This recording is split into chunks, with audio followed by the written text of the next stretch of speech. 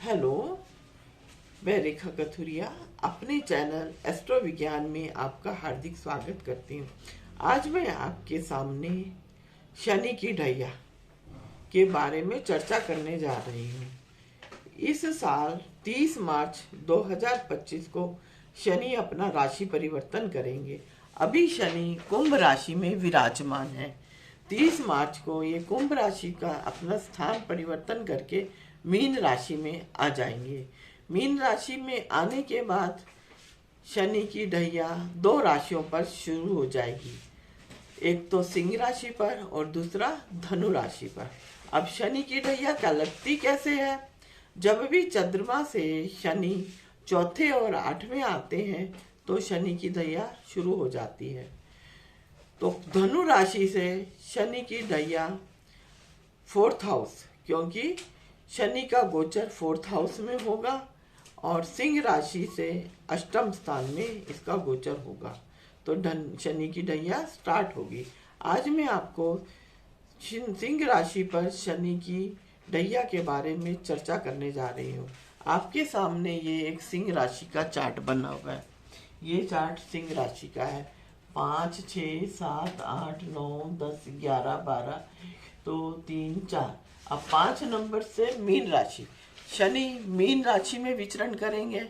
ये 8म स्थान, पंचम से ये 8म में शनि आ जाएंगे। तो यहाँ पर सिंह राशि को शनि की ढैया स्टार्ट हो जाएगी। जैसा कि आप लोगों को विदित होगा कि शनि जहाँ बैठते हैं उस स्थान की वृद्धि करते हैं। वहाँ पे हमारे को अपने कर्म लगाने पड़ते हैं, हमको उस स्थान में मेहनत करनी पड़ती है। हम अपना जितना कर्म करेंगे, जितनी मेहनत करेंगे, उतने हमारे को अच्छे रिजल्ट भी मिलने हैं वाले हैं। तो ये 8म स्थान, अब आपको ज्ञात होगा कि 8म स्थान किस चीज़ का होता है। 8म स्थान ऑकल्ट नॉलेज का, पीएचडी का, रिसर्च का, अनएक्सपेक्टेड गेन्स का, और अगर कोई हम यात्राएं करना चाहते हैं तो लंबी यात्राएं भी हम इसके माध्यम से कर सकते हैं। तो 8म स्थान पर हमारे को अपने कर्म लगाने हैं। तो हो सकता है कि हम किसी के बारे में, किसी सब्जेक्ट को लेकर रिसर्च कर लें, और कई बार हमारे मन में कुछ होता नहीं है, जिस विषय के बारे में हमारी को कोई जानकारी भी नहीं है, पर उस तरफ हम अपना गहन अध्ययन कर सकते हैं, पीएचडी कर सकते हैं, अनएक्सपेक्टेड गेन्स मिल सकते हैं। कहते हैं ना कि शनि जहाँ बैठता है उस स्थान की वृद्धि करता है, और ये घूमने फिरने का, धार्मिक यात्राओं का भी है। कई बार हो सकता है कि आप अभी तक आपने कोई धार्मिक यात्राएं नहीं की हो, पर ये आपको 8म स्थान का शनि आपको धार्मिक यात्राएं भी करा सकता है, और वो भी लंबी यात्राएं हैं करा सकता है। समुद्र के पार की भी यात्राएं ये करा सकता है। अब यहाँ पर बैठकर शनि 3rd दृष्टि आपके 10th हाउस पे डालेंगे। 10th हाउस हमारे कर्म का होता है, हम कोई जॉब कर रहे हैं वहाँ का है।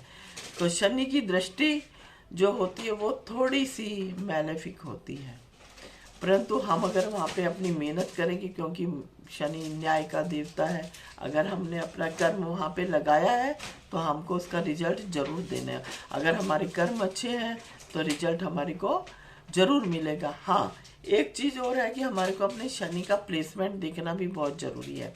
हमारी कुंडली में शनि का प्लेसमेंट कैसे है? अगर हमारी कुंडली में शनि उच्च का, स्व राशि का और मित्र राशि में बैठा हुआ है तो ये हमारे को परेशान नहीं करेगा, बिल्कुल भी परेशान नहीं करेगा। हमारे को सिर्फ अपना मेहनत करनी है। और ये शनि राजा को रंक बनाने की भी क्षमता रखता है और रंक को राजा बनाने की भी क्षमता रखता है। तो इसलिए अगर हम अपनी मेहनत करेंगे और अपने कर्मों को सही इस्तेमाल करेंगे तो हमारे को परिणाम बहुत ज़्यादा अच्छे मिलने वाले हैं। इन्होंने बहुत लोगों को अमीर बनाया है अपने इसी शनि की ढैया में और अपने शनि की 7.5 में भी। तो 10th हाउस हमारे कर्म का होता है। हमारे को अपने यहाँ पे एफर्ट लगाने हैं, हमारे को अपनी खूब मेहनत करनी है। जितनी ज़्यादा मेहनत करेंगे तो हमारे को परिणाम अच्छे मिलेंगे। अगर हम जॉब में हैं तो वहाँ पे किसी प्रमोशन के उम्मीद आप रख सकते हो सकता है कि जॉब परिवर्तन भी हो जाए, पर हाँ जिस सिचुएशन में हो उससे अच्छा आपको जॉब भी मिल सकता है। ये हमारा 10th हाउस है। 10th हाउस के बाद 7th दृष्टि इसकी 2nd हाउस पे पड़ेगी। 2nd हाउस हमारे परिवार का, हमारे धन का और हमारी वाणी का भी है, परिवार। अब शनि की यहाँ पे दृष्टि पड़ेगी। अगर ये मित्र दृष्टि है तो बहुत अच्छी बात है, अगर मित्र दृष्टि है तो डरने की कोई जरूरत नहीं है। हाँ, पर थोड़ा बहुत हमारे को अपनी वाणी पे कंट्रोल करना होगा, क्योंकि शनि की जो दृष्टियाँ होती हैं उसमें थोड़ा सा मैलिफिक भी होती हैं, वो थोड़ी सी मैलिफिक होती हैं। तो वाणी आपको सोच समझ के बोलनी है, किसी तरह के हमारे परिवार में संबंध खराब नहीं हो। और अगर हम जॉब कर रहे हैं तो हमारे जितने भी अथॉरिटीज़ हैं उनके साथ भी हमारा व्यवहार अच्छा रहना चाहिए। किसी तरह के आर्ग्यूमेंट्स हमारे होने नहीं चाहिए, अगर होते हैं तो हमारी को थोड़ी बहुत प्रॉब्लम हो सकती है। अब इसकी 10th दृष्टि हमारे पंचम स्थान पड़ेगी। पंचम स्थान हमारे रिलेशन का, लव रिलेशन का, हमारे ज्ञान का, हमारी संतान का होता है। तो 10th दृष्टि यहाँ पर पढ़ने से हमारे लव रिलेशन वैसे तो अच्छे ही होंगे, पर फिर भी वहाँ पर भी हमारे को थोड़ा बहुत तो ध्यान रखना ज़रूरी है कि हमारे किसी तरह के आर्ग्यूमेंट्स नहीं हो, आर्ग्यूमेंट से बचना है। और दूसरा हमारे एजुकेशन का है, ज्ञान का है। तो यहाँ पर बैठकर शनि अपनी दृष्टि डालकर हमारे को पढ़ाई की तरफ से थोड़ा बहुत ध्यान हमारा हट सकता है, परंतु इस चीज़ का हमारे को ध्यान रखना है कि हम अपना पढ़ाई की तरफ से ध्यान हटाएं नहीं। हमारे को हमारे इस तरफ अपने कर्म लगाने हैं, हमारे को खूब मेहनत करनी है, तो हमारे को परिणाम अच्छे आने वाले हैं। अगर हम किसी फैमिली प्लानिंग की तरफ सोच रहे हैं